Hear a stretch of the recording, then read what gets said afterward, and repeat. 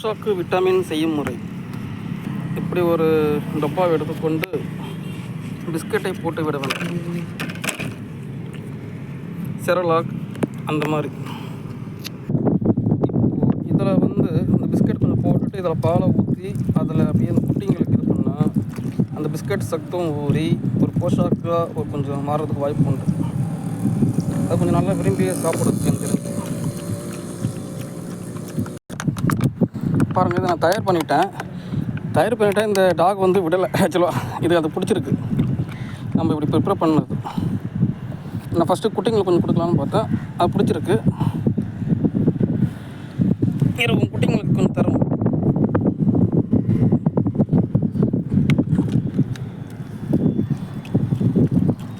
பாருங்கள், குட்டியும் விரும்பி லைக் பண்ணி சாப்பிடக்கூடிய ஒரு போஷாக்காக தான் இருக்குது.